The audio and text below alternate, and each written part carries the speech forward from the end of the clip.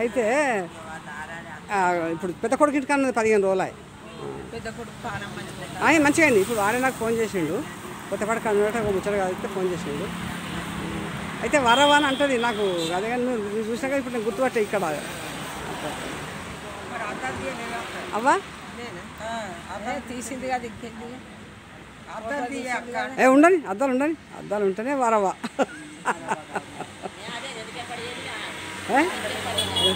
ఇటు చూడవా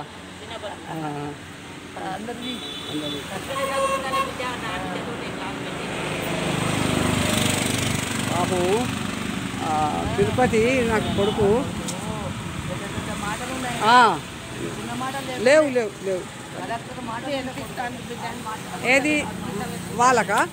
ఇప్పుడు నేను పనిచేస్తలేను, నేను పనిచేసిన సంవత్సరం అయ్యే ఇక దాన్ని మన ఒకటి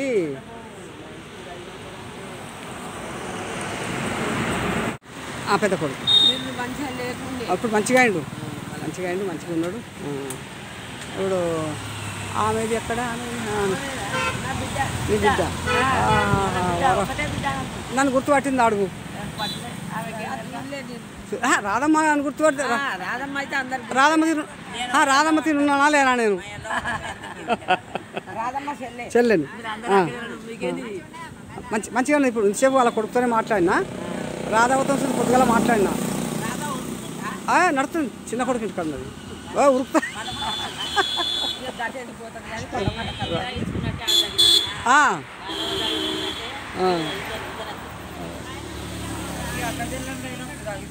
సాగిస్తున్నా.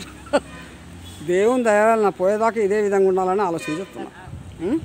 ఎప్పుడు నవ్వుకుంటూ ఉండాలి, ఏం కొంచెం తల్లి నవ్వుకుంటూ ఉండాలి, నవ్వుకుంటూనే పోవాలి నా దృష్టాన్ని అంతే. అదే ఎవరు మన వాళ్ళు.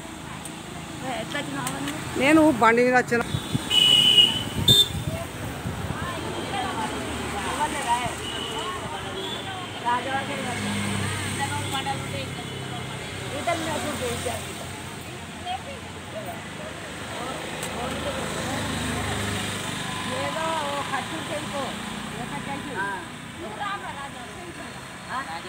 నాకే వర్కనేవా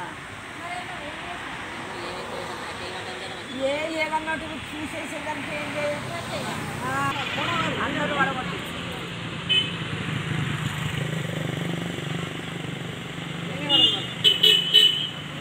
ఇది అమ్మ మంచిగా పడాలి.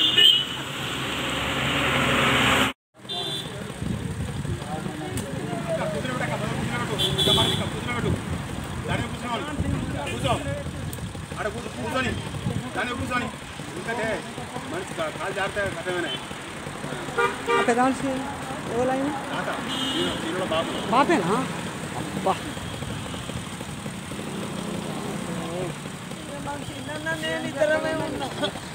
కొడుకు ఇప్పుడు ఆ పిల్లాడు ఈయన తీరే ఉండు ఈ అన్న తీరే ఉండు ఆ కొడుకు.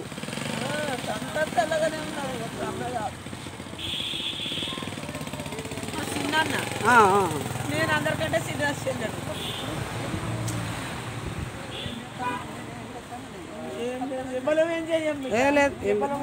రాలేదు కానీ పొలగాళ్ళు చిన్నోళ్ళు.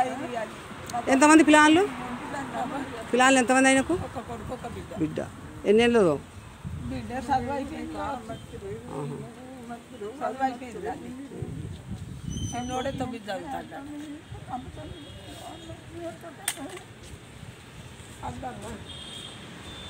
నీకు దుఃఖం లేని దుఃఖం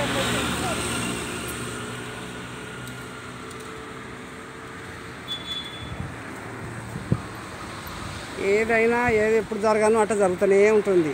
దేవుడు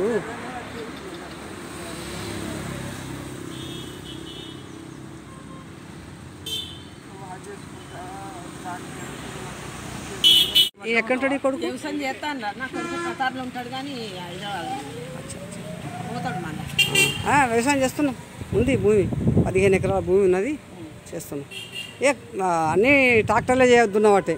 మనం ఏం చేస్తాం, వరి వేయించినాం, నిన్న అయిపోయింది. లేదు ఇక పత్తి వరి అంతే.